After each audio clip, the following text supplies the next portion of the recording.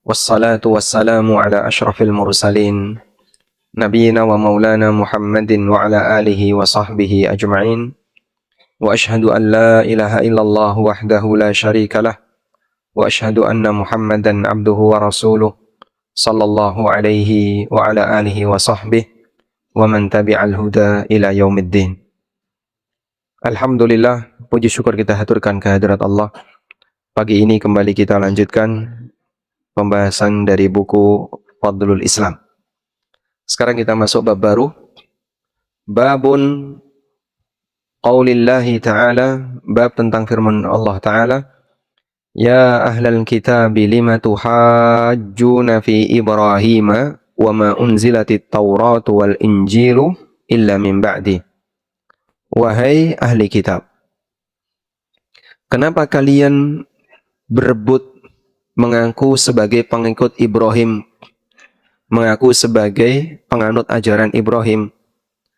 Wa ma unzilatit Tauratu wal Injilu illa min ba'di, padahal Taurat dan Injil itu tidaklah diturunkan kecuali setelah Ibrahim. Kita baca lebih lengkap surat Ali Imran ayat 65. Allah Subhanahu wa taala berfirman membantah pengakuan ahli kitab. Ahli kitab niku sinten, Pak? Yahudi dan Nasrani. Ya ahlal kitab, wahai ahli kitab. Lima tuhajjuna fi Ibrahim. Kenapa kalian memperdebatkan Ibrahim? Memperdebatkan Ibrahim di sini yang dimaksud adalah rebutan Ibrahim. Yahudi mengaku mereka, Nasrani juga mengaku merekalah satu-satunya penganut Ibrahim. Sehingga Yahudi mengatakan Nasrani itu bukan penganut Ibrahim. Nasrani juga bilang yang sama, Yahudi bukan penganut Ibrahim. Lalu Allah Subhanahu wa taala menegaskan, siapakah yang lebih pantas untuk disebut sebagai pengikut Ibrahim? Allah mengatakan, "Wa ma unzilatit Tauratu wal Injilu illa min ba'di. Afala ta'qilun?" Padahal Taurat dan Injil itu tidaklah diturunkan illa min ba'dihi, kecuali setelah diutusnya Ibrahim. Afala ta'qilun, di mana akalmu? Jadi begini. Yahudi, Nasrani, keduanya ini mengaku penganut siapa? Ibrahim. Baik. Di sini ada 3 peristiwa. Diutusnya Ibrahim, diturunkan Taurat dan Injil, munculnya Yahudi dan Nasrani. Kalian mengatakan, wahai Yahudi dan Nasrani, bahwa Ibrahim itu Yahudi, Ibrahim itu Nasrani. Padahal Taurat dan Injil itu baru diturunkan jauh setelah masa Ibrahim. Setelah Taurat dan Injil diturunkan, barulah muncul Yahudi dan Nasrani. Bagaimana mungkin Ibrahim itu Yahudi? Bagaimana mungkin Ibrahim itu Nasrani? Padahal saat Ibrahim hidup, Yahudi dan Nasrani belum ada. Afala ta'qilun, di mana akalmu? Paham? Baik. Ayat ini menjelaskan tentang itu. Ya ahlal kitab lima tuhajjuna fi Ibrahim. Wahai ahli kitab, kenapa kalian debat rebutan Ibrahim? Yahudi mengatakan Ibrahim itu Yahudi. Nasrani bilang Ibrahim itu Nasrani. Lalu Allah mengatakan, "Wa ma unzilatit Tauratu wal Injilu illa min ba'di." Bukankah Taurat dan Injil itu diturunkan pasca Ibrahim? Sementara keberadaan Yahudi dan Nasrani itu baru muncul setelah diturunkannya Taurat dan Injil. Jadi bagaimana mungkin Ibrahim itu Yahudi? Bagaimana mungkin Ibrahim itu Nasrani? Padahal ketika Ibrahim hidup, Yahudi dan Nasrani belum ada. Afala ta'qilun. Apa kamu nggak mikir? Ha antum haula'i hajastum fima lakum bihi ilm. Apa yang kalian perdebatkan? Fima lakum bihi ilm, falima tuhajjuna fima laysa lakum bihi ilm. Seharusnya kalian yang perdebatkan itu adalah bagian yang kalian punya hujjah ilmunya. Kenapa kalian justru memperdebatkan yang kalian tidak punya ilmunya? Wallahu ya'lamu wa antum la ta'lamun. Allah Maha mengetahui sementara kalian tidak mengetahui. Kemudian Allah menegaskan, "Ma kana Ibrahimu Yahudiyan wala Nasraniyya walakin kana hanifan muslima." Ibrahim itu tidak Yahudi dan tidak Nasrani, namun Ibrahim itu menganut ajaran yang hanif, muslim, wa ma kana minal musyrikin, dan Ibrahim juga bukan orang musyrik. Ada 4 penganut agama. Ada 4 penganut agama yang mengklaim, yang mengaku sebagai pengikut Ibrahim. Bisa disebutkan siapa saja? 1, Yahudi. 2, Nasrani. 3, musyrikin. Orang musyrikin di zaman Nabi SAW, mereka mengaku sebagai penganut Ibrahim. Yang keempat, Muslim. Baik. 1 ayat ini menjelaskan siapa Ibrahim itu. Maka Ibrahimu Yahudiyah. Ibrahim bukan Yahudi. Wala Nasraniyah.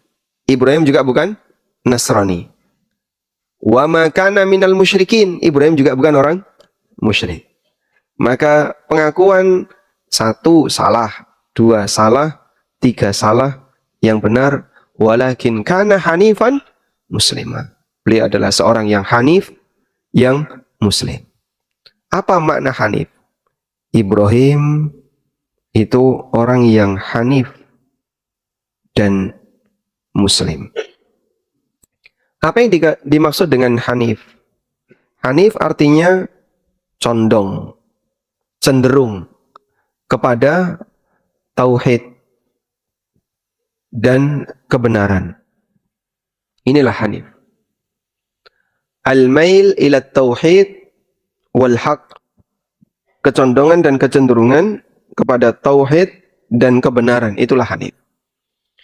Beliau disebut sebagai orang yang hanif karena beliau mengajarkan ajaran tauhid dan mengajarkan orang untuk kembali kepada kebenaran. Dan beliau muslim karena ini agama para nabi, dari mulai nabi pertama sampai nabi yang terakhir. Sebab Islam itu kata kuncinya adalah pasrah, karena beliau pasrah kepada wahyu Allah Subhanahu wa taala. Baik. Sehingga klaim bahwasanya Ibrahim adalah Yahudi, klaim Ibrahim adalah Nasrani, Ibrahim adalah penganut ajaran musyrikin, ini semuanya adalah pengakuan yang salah. Di zaman Nabi SAW, orang musyrikin Quraisy itu mengaku sebagai penganut ajaran Ibrahim. Sampai di dalam Ka'bah itu ada gambar apa, Pak? Ibrahim dan Ismail sedang bermain azlam. Azlam itu apa? Istiqsam bil azlam. Jadi ada benda, ya.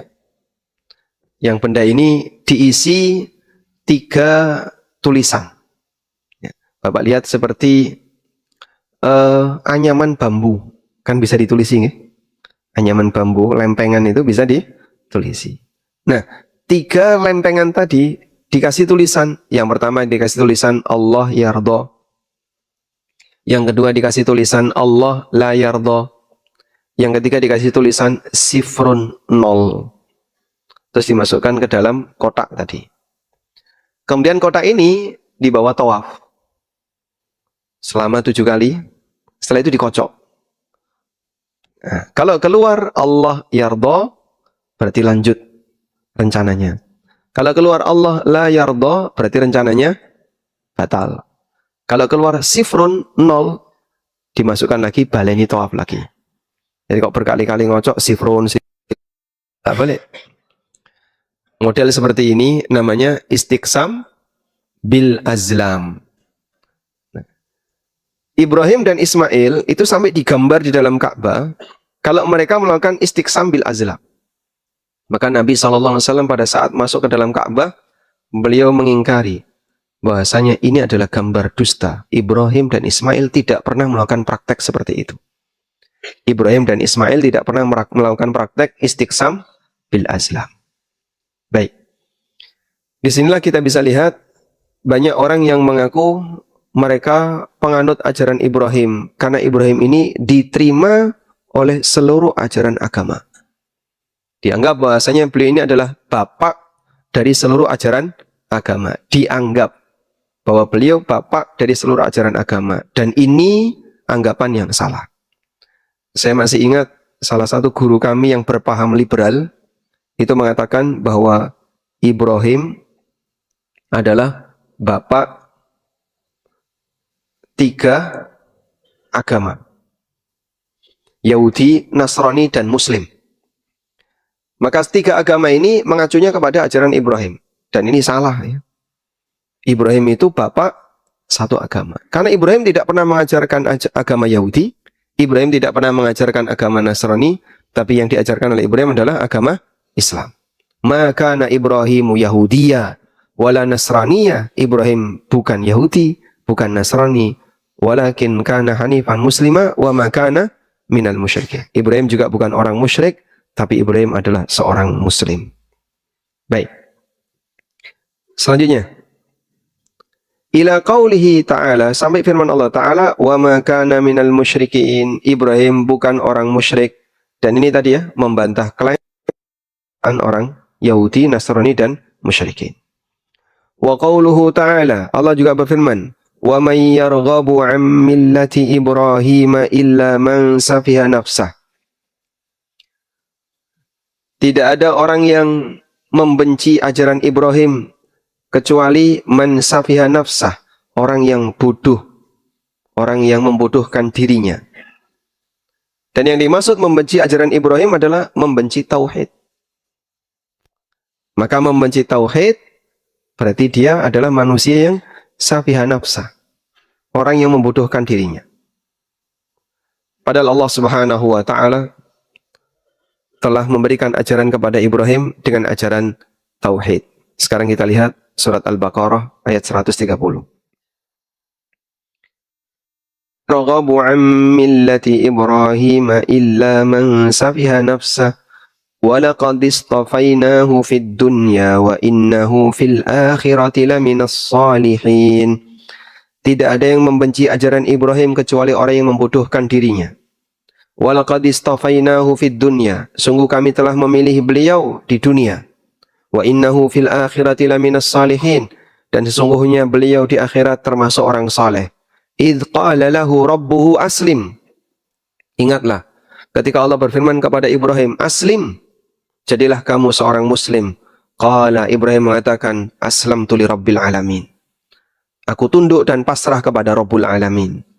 Wa wassa biha Ibrahimu banihi wa Ya'qubu. Dan Ibrahim mewasiatkan kepada anak-anaknya, demikian pula Ya'qub. Ya bani, wahai anakku, innallaha astafa lakumuddin. Sesungguhnya Allah telah memilihkan untuk kalian agama. Allah telah memilihkan agama untuk kalian. Jadi agama itu pemberian atau hasil mencari. Agama itu pemberian atau hasil mencari? Hah? Yang mana, Pak? Agama itu pemberian. Ibrahim mengatakan kepada anak-anaknya, innallaha astafa lakumuddin. Sesungguhnya Allah telah memilihkan agama untuk kalian. Fala tamutunna illa wa antum muslimun, maka janganlah kalian mati kecuali dalam kondisi muslim. Sehingga agama Islam itu pemberian dari Allah. Melalui apa? Wahyu yang diajarkan oleh Allah kepada para nabi, lalu nabi tadi mengajarkan kepada umat manusia. Maka manusia tidak diminta untuk nyari agama. Bapak silahkan melakukan perjalanan dari Anyer sampai Panarukan, cari agama yang benar. Kalau orang tidak dibimbing oleh Allah, kira-kira gimana, Pak? Bisa nyasar kemana-mana, ya. Kalau manusia tidak dibimbing oleh Allah dan dia diminta untuk mencari sendiri agamanya, kira-kira ono sing kecantol Darmo Gandul, ono sing kecantol Kejawen, ono sing kecantol Wiwitan, ono sing kecantol A, kecantol B, kecantol. Karena yang namanya agama kalau manusia nyari sendiri pasti sesat. Pasti. Kecuali bagi mereka yang diberi petunjuk oleh Allah. Maka agama itu bukan dari hasil proses mencari, tapi hasil proses menerima. Terus siapa yang memberi? Allah. Karena itu dalam ayat ini Allah mengatakan, wa wassa biha Ibrahimu banihi wa Ya'qubu ya baniya innallaha astafa lakumuddin fala tamutunna illa wa antum muslimun. Ibrahim mewasiatkan hal ini kepada anaknya, demikian pula Yakub. Ya baniya wahai anak-anakku, innallaha astafa lakumuddin. Allah telah memilihkan agama untuk kalian. Fala tamutunna illa wa antum muslimun. Maka janganlah kalian mati kecuali dalam kondisi muslim. Selanjutnya, Pak, katanya Ibrahim itu kan pernah mencari Tuhan. Itu penjelasannya gimana? Ibrahim mencari Tuhan. Pernah nggak Ibrahim mencari Tuhan? Ibrahim mencari Tuhan, yang ditemukan apa, Pak? Ketemu bintang. Lalu saat bintang hilang, Tuhan kok hilang. Terus setelah itu ketemu bulan. Ketika bulan hilang, aku nggak senang sama yang hilang. Selanjutnya ketemu matahari. Wah, ini paling gede ini. Ini mesti Tuhan. Ketika matahari hilang, wahai orang musyrik, wahai kaumku, aku berlepas diri dari seluruh yang kalian sembah. Baik, coba kita menuju firman Allah tentang itu.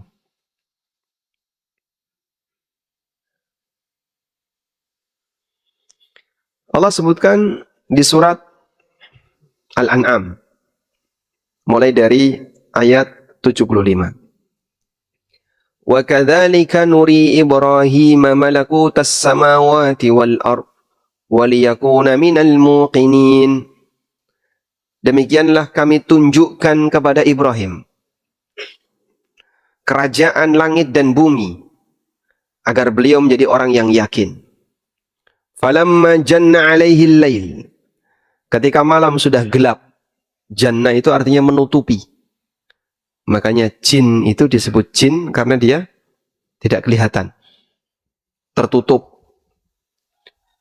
Janin disebut janin karena tertutup. Janna menutupi. Falamma janna alaihi al-lailu. Ketika malam sudah gelap, sudah menutupi. Ra'a kaukaba. Ibrahim melihat bintang. Qala hadza rabbi. Ibrahim mengatakan, ini Tuhanku. Falamma afala. Ketika bintang itu hilang, qala la uhibbul afilin. Aku enggak suka sama yang hilang. Falamma ra'al qamara bazighan. Ketika beliau melihat bulan bazighan yang memancarkan cahaya. Qala hadza rabbi. Ibrahim mengatakan, ini adalah Tuhanku. Falamma afala. Ketika bulan ini tenggelam, qala Ibrahim mengatakan, la illam yahdini rabbi la akunanna minal qaumid dhalin. Kalau Rabbku tidak memberikan petunjuk kepadaku, maka aku akan jadi orang yang sesat. Walamma ra'a syamsa bazighatan. Ketika beliau melihat matahari yang demikian terang menyinar cahayanya, menyinari bumi. Qala Ibrahim mengatakan, hadza rabbi hadza akbar. Ini Tuhanku, ini yang paling besar. Falamma afalat, begitu tenggelam, qala ya qaumi, wahai kaumku, inni bari'um mimma tusyrikun. Aku berlepas diri dari apa yang kalian sekutukan. Baik. Jangan pernah mengatakan ayat ini dalil Ibrahim nyari Tuhan. Jangan pernah mengatakan demikian. Gagal pahamnya jauh sekali. Boleh saya sebut, iki radong orang ini. Mau baca terjemahnya saja nggak ada yang menunjukkan kayak gitu, Pak. Pertanyaannya, sejak kapan Ibrahim melihat matahari, bulan, dan bintang? Sejak kapan Ibrahim melihat matahari, bulan, dan bintang? Sejak kecil. Anggaplah ketika beliau sudah bisa mulai berpikir, itu sejak kapan? Tamyiz. Sudah? Sementara di sini Ibrahim berdiskusi dengan siapa? Kaumnya. Maka ada kalimat, ya qaumi inni bari'um mimma tusyrikun. Wahai kaumku, aku berlepas diri dari apa yang kalian sekutukan. Mungkin enggak Ibrahim baru melihat matahari, bulan, dan bintang setelah beliau dewasa, berinteraksi dengan kaumnya? Berarti beliau selama ini di dalam tanah, Pak Ustadz. Begitu keluar, oh Masya Allah, ada bintang. Oh ini Tuhan. Bintang hilang, besoknya lihat bulan. Oh ini Tuhan. Begitu siang hari, oh ini paling besar ini Tuhan. Mungkin nggak seperti itu, Pak? Jadi Ibrahim nggak pernah melihat matahari, Ibrahim nggak pernah melihat bulan, Ibrahim nggak pernah melihat bintang. Begitu melihat pertama kali, itu Tuhan. Mungkin nggak kayak gitu? Nasihat akan mengatakan, mungkin. Mosok baru lihat matahari, bulan, bintang? Tidak mungkin. Berarti ini bukan konteks Ibrahim mencari Tuhan. Karena tidak ada sedikit pun yang mengisyaratkan hal itu. Sudah? Lalu ayat ini berbicara tentang apa, Pak? Lihat 75, Pak. Wa kadzalika nuri Ibrahim malakutas samawati wal ard. Demikianlah kami berikan petunjuk kepada Ibrahim. Kami tunjukkan kepada Ibrahim. Nuri artinya apa? Memperlihatkan kepada Ibrahim kuasa Allah di langit dan di bumi. Udah? Untuk membuktikan bahasanya yang selama ini disembah oleh masyarakatnya itu bukan Tuhan. Masyarakat Ibrahim itu menyembah dewa-dewa langit. Ada dewa matahari, ada dewa bulan, ada dewa bintang A, dewa bintang B, dewa bintang C. Dewa-dewa yang dia yakini tadi kemudian divisualisasikan jadi berhala. Sehingga ini adalah berhala dewa matahari. Ini berhala dewa bintang, ini berhala dewa bulan, dan seterusnya. Lalu beliau dialog dengan kaumnya. Ibrahim diberi pemahaman oleh Allah, ini bagian dari kuasa Allah. Allah ciptakan matahari, bulan, bintang untuk menunjukkan betapa kuasa Allah di alam raya ini. Tapi oleh masyarakat itu malah disembah. Kemudian Ibrahim berdiskusi dengan mereka, berdialog dengan mereka, menggambarkan kalau aku jadi seperti kalian. Begitu lihat matahari, oh ini Tuhan, ini yang paling gede. Matahari tenggelam, Tuhan kok hilang. Begitu melihat bulan yang begitu terang memancarkan sinarnya di malam hari, oh ini Tuhan. Begitu bulan hilang, beliau mengatakan, wahai Robku, kalau engkau tidak memberikan petunjuk kepadaku, aku akan jadi orang yang sesat. Sehingga bagaimana mungkin Tuhan itu hilang, sementara kita butuh Tuhan setiap saat. Maka Ibrahim mengatakan, la illam yahdini rabbi la akunanna minal qaumin. Kalau Allah tidak memberikan petunjuk kepadaku, maka aku jadi orang yang sesat. Jadi di saat bulan itu hilang, Ibrahim kemudian mengatakan, kalau Allah nggak ngasih petunjuk kepadaku, berarti beliau beriman kepada siapa? Allah. Sehingga beliau gambarkan, kalau Tuhan itu hilang, di saat Anda butuh Tuhan, Anda mau minta kepada siapa? Kalau bukan minta kepada Allah. Sehingga ayat ini speser pun tidak menjelaskan Ibrahim mencari Tuhan. Saya waktu mendengar ceramah seperti ini, dan ada salah satu orang ceramah ya di depan umum, Ibrahim mencari Tuhan. Bayangan pertama saya itu, waktu itu saya masih mahasiswa ya, di UGM. Apa Ibrahim baru pertama kali lihat matahari? Apa Ibrahim baru pertama lihat bulan? Apa Ibrahim baru pertama lihat bintang? Kok sampai beliau begitu lihat bulan langsung mengatakan itu Tuhan? Apa mungkin Ibrahim waktu itu tinggal di bawah tanah ya? Kemudian setelah keluar pas malam hari lihat bintang, lihat bulan, lalu mengatakan itu Tuhan. Ratumon gitu, Pak. Nggak bakalan ada model cara berpikir seperti itu. Jadi ya waktu itu saya belum belajar agama ya. Orang bodoh pun akan mengatakan kesimpulan ini salah gitu. Karena nggak mungkin Ibrahim baru melihat matahari, bulan dan bintang. Sehingga yang benar apa? Ini konteksnya debat antara Ibrahim dengan kaumnya. Makanya di bagian akhir ayat Allah mengatakan, falamma afalat, begitu matahari tenggelam, qala ya qaumi inni bari'um mimma tusyrikun. Wahai kaumku, aku berlepas diri dari semua Tuhan yang kalian sekutukan. Nggak ada ceritanya dewa matahari, dewa bulan, dewa bintang, Dewi Lanjar, ya, atau Nyi Roro Kidul, atau penunggu Merapi, dan seterusnya. Dan daerah yang paling banyak Tuhannya diantaranya Jogja. Ada Tuhan Timur, ada Tuhan Barat, ada Tuhan Selatan, ada Tuhan Utara. Ternyata memang daerah ini kliniknya banyak, Pak. Jadi kalau saya ngisi kajian di Jakarta, model keyakinan geblak simbah, itu mereka nggak ngerti. Geblak itu apa toh, Mas? Ngertinya geplek panganan. Geblek itu ada. Geblak itu mereka nggak tahu. Ada bulan sial, mereka nggak punya pemahaman bulan sial. Tapi kalau di sini, Masya Allah, Pak, yang namanya hari sial itu banyak sekali ya. Satu bulan full bulan sial. Sebentar lagi kita masuk bulan sial. Menurut keyakinan orang Jogja. Baik. Lalu Ibrahim mengatakan, Inni wajjahtu wajhiya lilladzi fataras samawati wal ard. Aku menghadapkan wajahku kepada Zat yang menciptakan langit dan bumi. Hanifan, condong kepada tauhid, wa ma ana minal musyrikin.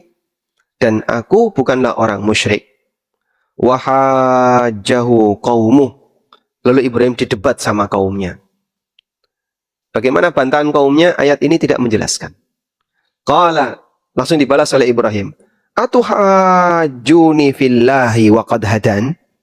Apakah kalian akan mengajakku berdebat tentang Allah sementara Dia telah memberikan petunjuk kepadaku? Wala akhafu ma tusyrikuna bihi illa ayyasha'a rabbi syai'a. Dan aku tidak merasa takut dengan Tuhan-Tuhan yang kalian sekutukan selain bagian yang Allah kehendaki akan menimpa diriku. Wasi'a rabbi kulla syai'in ilma. Rabbku maha luas, ilmunya mencakup segala sesuatu. Afala tatadzakkarun, apakah kalian tidak mengambil pelajaran? Wa kaifa akhafu ma asyraktum. Bagaimana aku harus takut terhadap apa yang kalian sekutukan? Wala takhafuna annakum asyraktum billah. Sementara kalian sendiri tidak merasa takut ketika kalian menyekutukan Allah. Jadi maksud ayat ini, Ibrahim alaihissalam setelah mendebat kaumnya dan mengatakan, itu salah, masa Tuhan-Tuhan kok hilang? Lalu kaumnya bilang, awas lah Ibrahim, hati-hati, engkau kualat, aja wani-wani dengan dewa-dewa kami. Mereka adalah dewa-dewa yang punya kuasa. Nah, kemudian Ibrahim mengatakan, wala akhafu ma tusyrikuna bi. Aku tidak punya rasa takut dengan apa yang kalian sekutukan. Kemudian Ibrahim juga mengatakan, bagaimana aku harus takut dengan apa yang kalian sekutukan? Kalian sendiri berbuat syirik kepada Allah, nggak takut sama Allah. Padahal itulah yang justru menjadi sumber bencana. Karena dia menyekutukan Allah. Fa'ayyul fariqaini ahaqqu bil amni. Sekarang, coba kita lihat. Siapa yang lebih layak untuk mendapatkan jaminan keamanan? Aku yang beriman kepada Allah, ataukah kalian yang berbuat syirik kepada Allah? Tentu jawabannya, yang beriman kepada Allah itulah yang lebih layak untuk mendapatkan jaminan keamanan dari Allah. In kuntum ta'lamun, kalau kalian menyadari. Nah, di ayat inilah Allah menegaskan, alladzina amanu walam yalbisu imanahum bidzulmin ulaika lahumul amnu wa hum muhtadun. Orang yang beriman dan tidak mengotori imannya dengan kezaliman, maksudnya dengan apa? Kesyirikan. Mereka itulah orang yang mendapatkan jaminan keamanan dan yang mendapatkan petunjuk. Wa tilka hujjatuna atainaha Ibrahim ala qaumi. Demikianlah hujjah yang kami berikan kepada Ibrahim untuk membantah kaumnya. Maka model yang tadi disebutkan, Ibrahim, yang dikatakan Ibrahim mencari Tuhan, ini aslinya adalah debatnya Ibrahim dengan siapa? Kaumnya. Bukan Ibrahim mencari Tuhan. Maka kalau dengar kayak gini, sampaikan, masa sih Ibrahim nyari Tuhan? Apa Ibrahim tidak pernah lihat matahari, bulan, dan bintang? Dan konteksnya ini adalah debat antara Ibrahim dengan kaumnya. Baik. Selanjutnya. Wa fihi haditsul khawarij wa qad taqaddama. Kemudian ada juga hadis tentang khawarij dan telah lewat penjelasannya. Wa fis sahih, dan di sahih, annahu sallallahu alaihi wasallam qala, Nabi sallallahu alaihi wasallam pernah bersabda, "Inna ala abi fulan laisu li bi awliya, innama awliyai al-muttaqun." Sesungguhnya Bani Fulan, mereka bukan waliku. Mereka bukan waliku. Suku A, suku B, suku C itu bukan waliku. Innama awliyai al-muttaqun. Yang menjadi kekasihku adalah. Baik. Wali artinya apa, Pak? Orang yang dekat. Orang yang wali Allah berarti orang yang dekat dengan Allah. Baik. Wali Nabi berarti orang yang dekat dengan Nabi. Mungkin bahasa kita biar lebih gampang, bestie. Nah. Baik. Siapa yang menjadi bestinya Nabi Muhammad SAW? Ataukah Bani Muttalib? Ataukah Ahlul Bait? Atau siapa? Hadis ini menjelaskan itu. Inna ala abi fulan laisu li bi aulia. Bani Fulan itu bukan bestiku. Innama auliyai al-muttaqun. Bestiku adalah yang bertakwa. Maka walinya Nabi SAW adalah para hamba yang bertakwa. Walaupun mungkin dia tidak punya hubungan nasab dengan Nabi SAW. Karena agama itu tidak berpihak pada nasab. Kalau agama itu berpihak kepada nasab, sementara nasab itu di luar pilihan manusia, berarti kan ada banyak orang yang dia tidak bisa mendapatkan kebaikan agama, sementara di posisi dia tidak bisa memilih untuk itu. Bapak waktu dilahirkan milih nasab enggak? Milih? Enggak. Kenapa enggak milih? Hah? Aku ya jane pengen jadi keturunan keraton loh, Pak. Pengen punya darah biru. Sehingga kalau donor enggak ada yang cocok. Atau sakjane aku ya pengen jadi keturunannya kiai. Engkau dapat gelar Gus.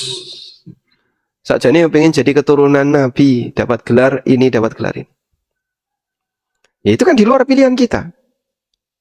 Maka nasab tidak bisa menyebabkan orang jadi terhormat kalau pemiliknya tukang maksiat.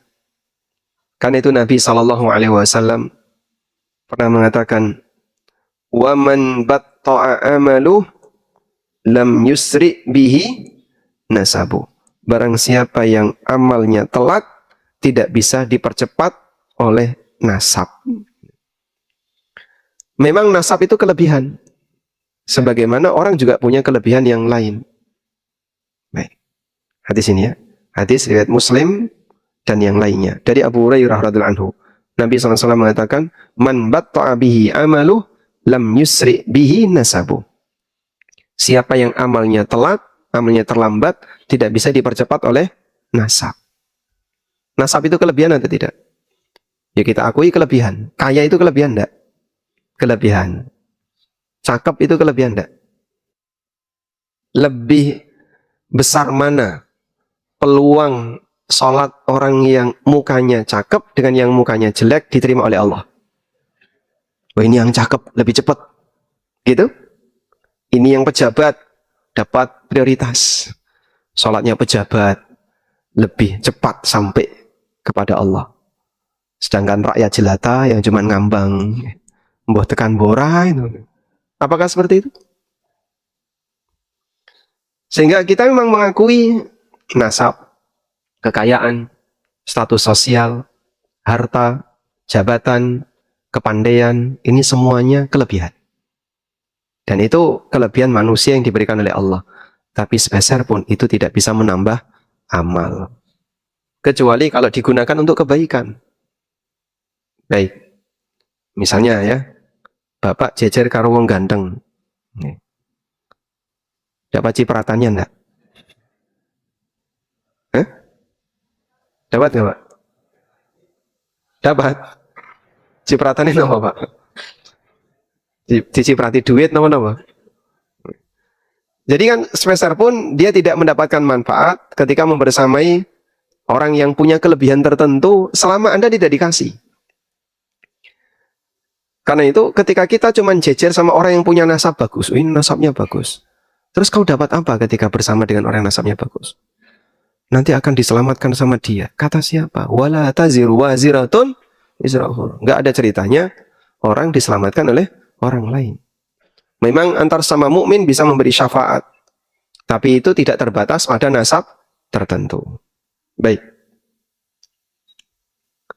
Nah, di sini Nabi SAW ingin menegaskan bahwa yang menjadi wali beliau, besti beliau adalah orang-orang yang bertakwa. Karena itu perjuangan kita. Kalau Anda ingin menjadi bestinya Nabi SAW, berjuanglah untuk jadi orang yang bertakwa. Baik. Si Mbah ngerti besti, Mbah? Paham ya? Besti itu apa maksudnya? Pokoknya koncoplek dengan akrab dekat. Ya. Wallahu a'lam. Baik. Sekarang kita simak di sini penyimpangan ahli kitab ya. Penyimpangan ahli kitab. Mengklaim apa? Ibrahim adalah Yahudi dan Nasrani. Mereka mengklaim ini. Sehingga mereka mengatakan Ibrahim itu Yahudi, Ibrahim itu Nasrani. Dan ini salah. Kemudian ahli kitab juga mengatakan bahwa kebenaran ada di pihak mereka. Maka mereka sampai menjamin surga hanya untuk Yahudi dan Nasrani. Yang tidak Yahudi, tidak Nasrani, untuk mlebu swarga. Allah Subhanahu wa taala mengatakan, "Wa qalu la yadkhulal jannata illa man kana hudan aw nasara." Wa qalu la yadkhulal jannah. Mereka mengatakan, tidak ada yang bisa masuk surga illa man kana hudan aw nasara, kecuali yang beragama Yahudi atau Nasrani. Tilka amaniyum. Itu cuma angan kosong mereka. Itu cuma angan-angan kosong mereka. Qul, sampaikan oleh Muhammad, hatu burhanakum in kuntum shadiqin. Mana buktinya kalau yang berhak masuk surga hanya Yahudi dan Nasrani? Kalau klaim bala, yang benar, man aslama wajhahu lillahi wa huwa muhsin.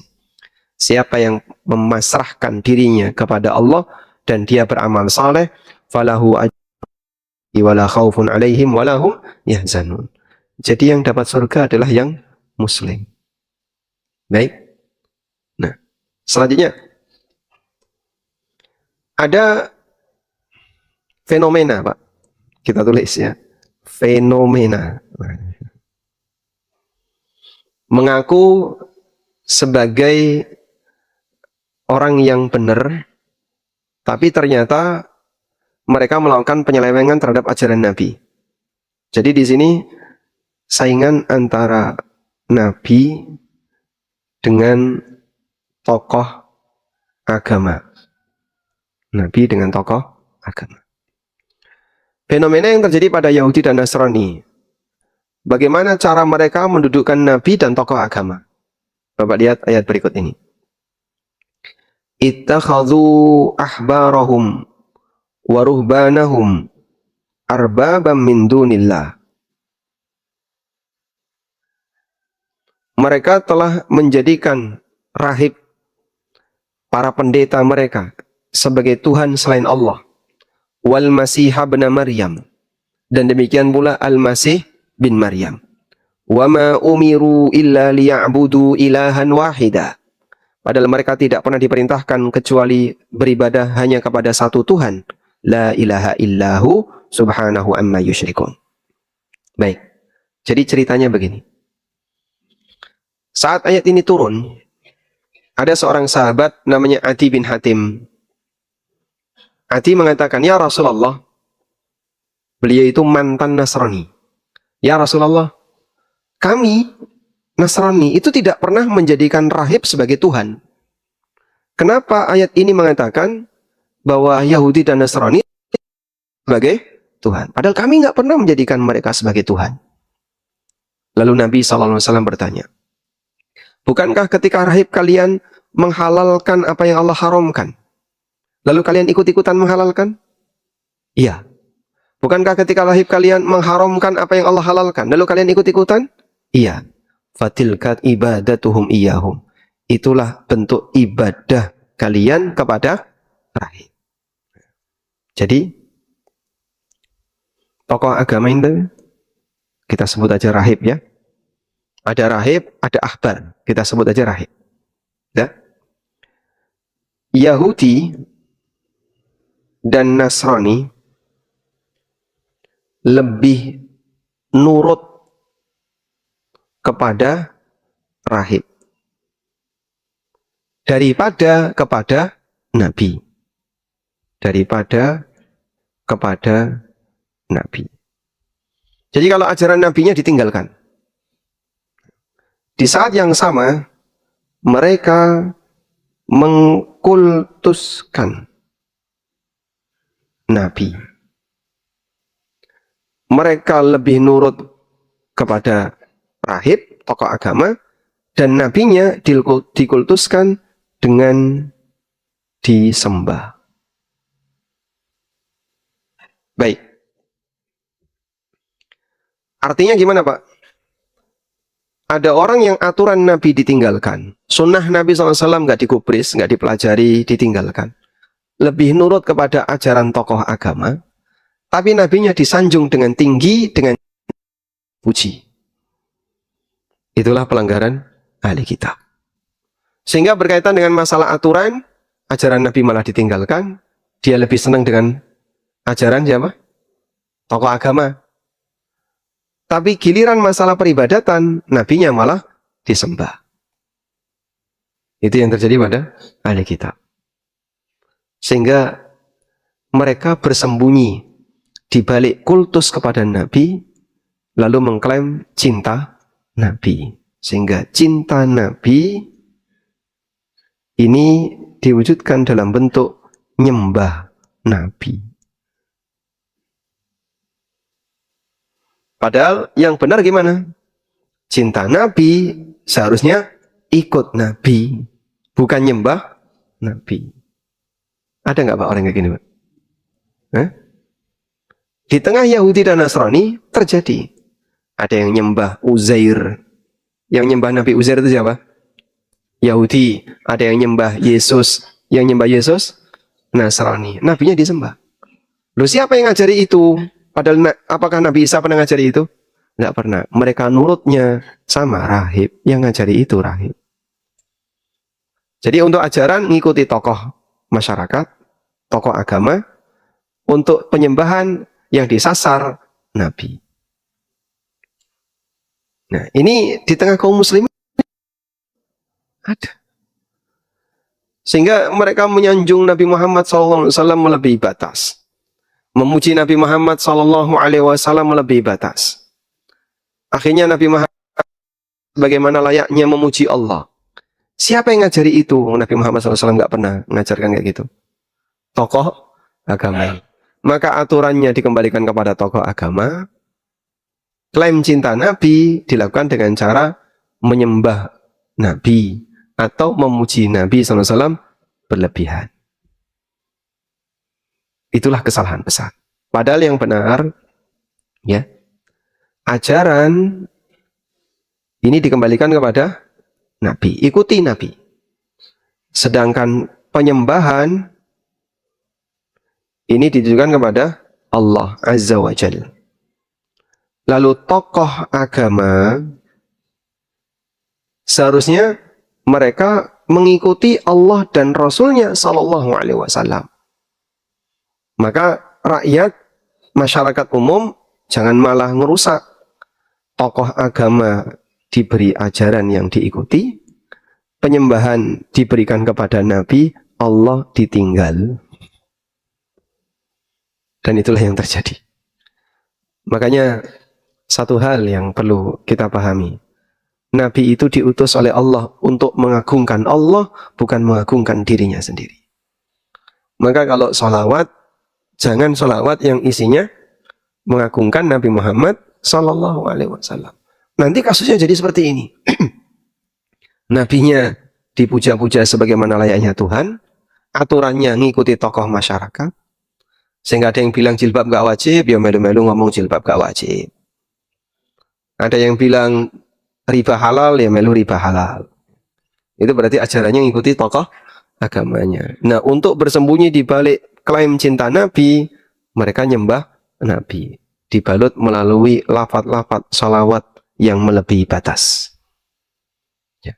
Karena itu kalau mau menyampaikan salawat, cukup doakan seperti perintah Allah. Ya ayyuhalladzina amanu, sallu alaihi wa sallimu taslim. Wahai orang yang beriman, berikanlah salawat dan salam.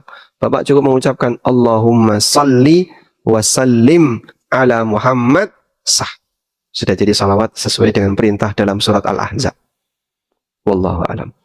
Baik, demikian yang bisa kita baca.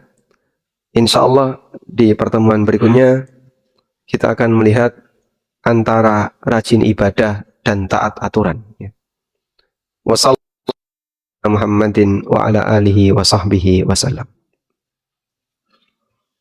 Kali ini tidak ada tanya jawab karena sudah disiapkan. Berapa mangkok itu? 200 mangkok. Nanti yang nggak dapat boleh ngambil soto tanpa mangkok. Oh, pada plastik ya. Taib. Wassallallahu ala nabiyyina Muhammadin wa ala alihi wa sahbihi wasallam wa akhiru da'wana anil hamdulillah.